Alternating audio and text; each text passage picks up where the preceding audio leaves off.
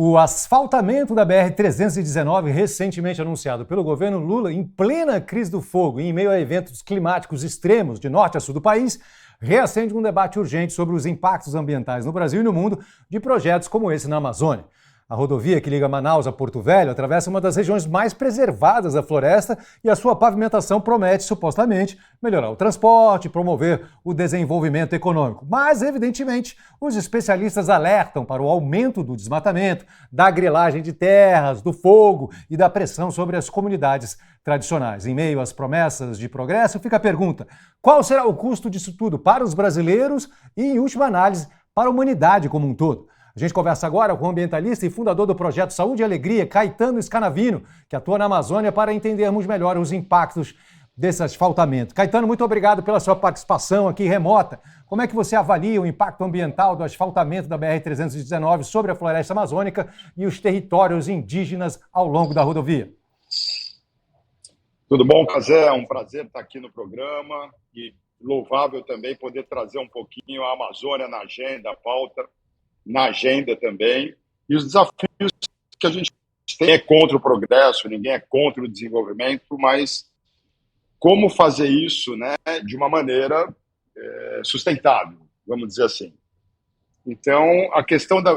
Eu sou morador, por exemplo, da região de Santarém, a gente vivenciou o processo de asfaltamento da BR-163, que liga Cuiabá a Santarém, e a questão não é o asfalto sim ou não.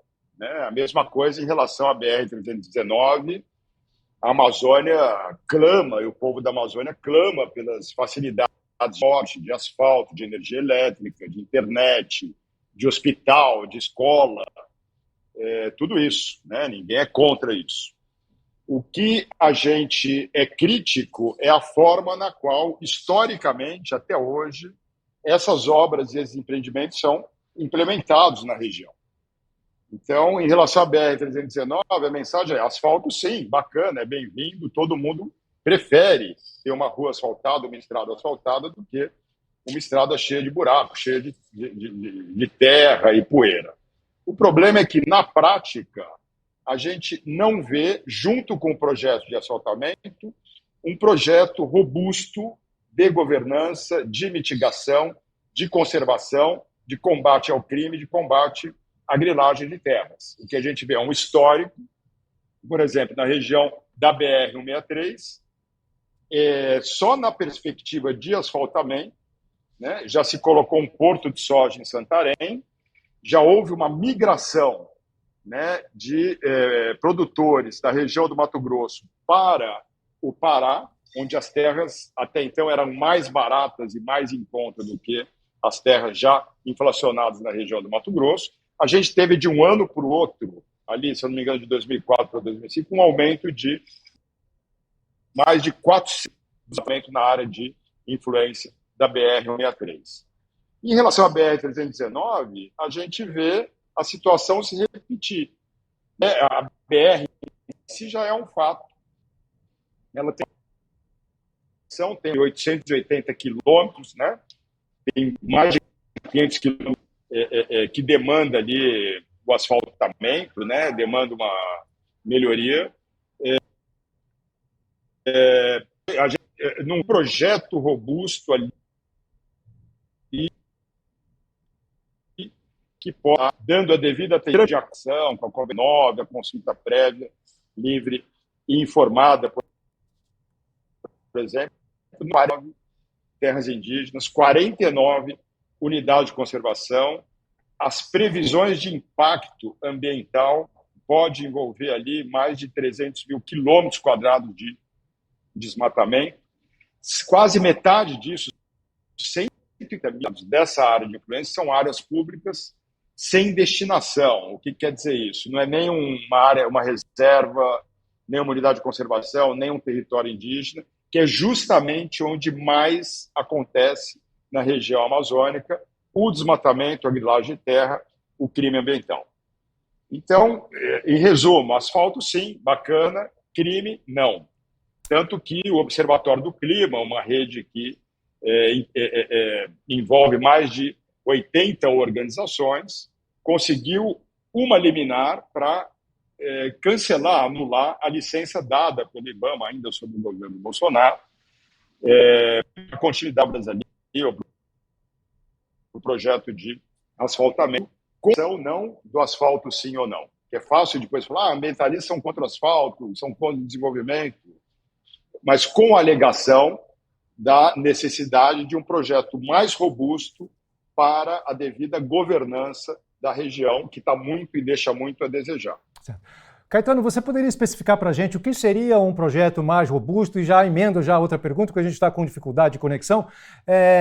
Quais são os impactos possíveis em termos de mudança climática? Porque a gente já está vivendo um momento terrível no país inteiro e no mundo como um todo, né? A gente está vivendo eventos climáticos extremos, enchente de um lado, seca do outro, fogo se espalhando por todo o país, aqui em São Paulo mesmo, aquela fumaça que veio através dos rios voadores, as pessoas têm dificuldade de respirar, muitas mortes em função de problemas respiratórios. Quer dizer, a gente não quer mais ver isso e a gente fica assustado justamente com o planejamento de um asfaltamento justamente no meio do Amazônia. Então são duas perguntas num combo só.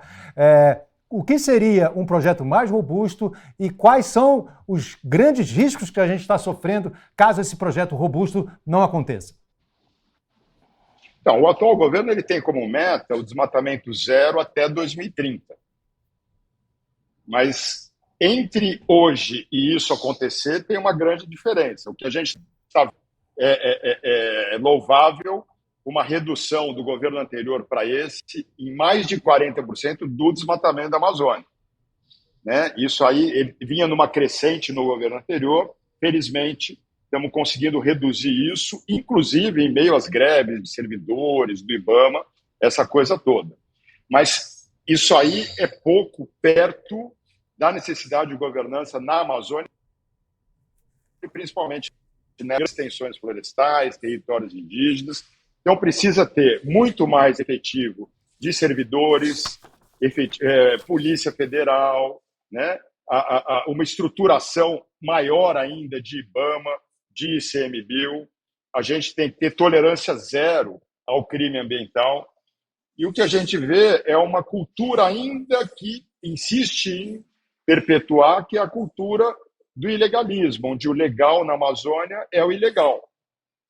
Então, se eu quero até ter um empreendimento madeireiro, sou madeireiro e quero fazer boas práticas, o devido plano de manejo, numa área devidamente autorizada, pagar imposto, pagar direito trabalhista, como é que eu vou concorrer com o preço baixo da madeira ilegal? Das duas, uma, ou eu quebro e abandono o meu investimento, ou eu mudo de lado e vou fazer que nem todo mundo está fazendo.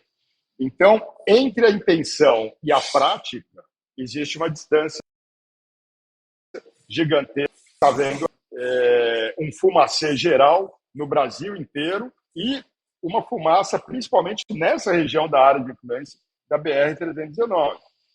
A gente está vendo aí nessa região, que é da área de influência dela, que é Rio Madeira e Rio Purus, estamos vendo um rio seco. Estamos vendo uma hidrelétrica operando aí, uma com 20% e a outra com 14% da sua capacidade de geração de energia.